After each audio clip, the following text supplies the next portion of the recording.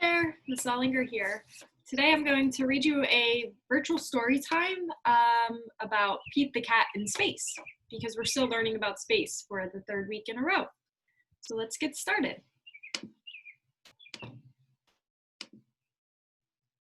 Pete the cat out of this world. It's a great day. Pete the cat is going to space camp.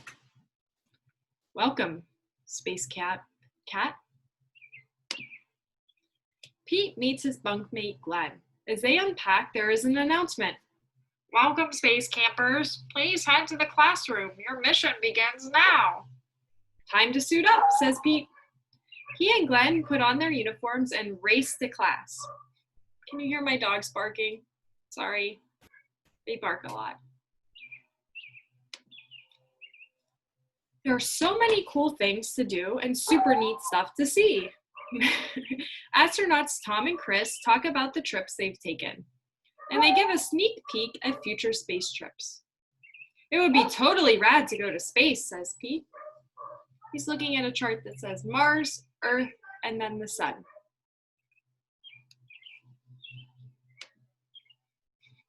The campers find out what it feels like to be an astronaut. They go in a zero-gravity chamber.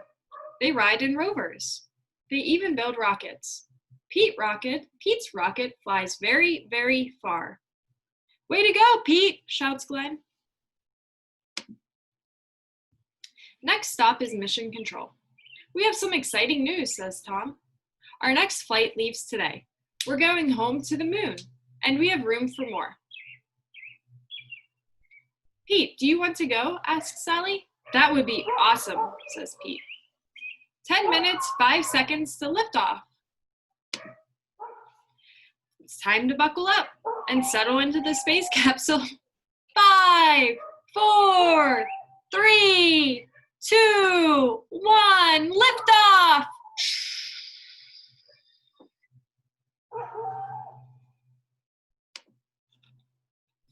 Their ship speeds through space. They blast past the satellite and even spot a comet. Here's the comet. Tom and Sally have a rockin' surprise for Pete, his guitar.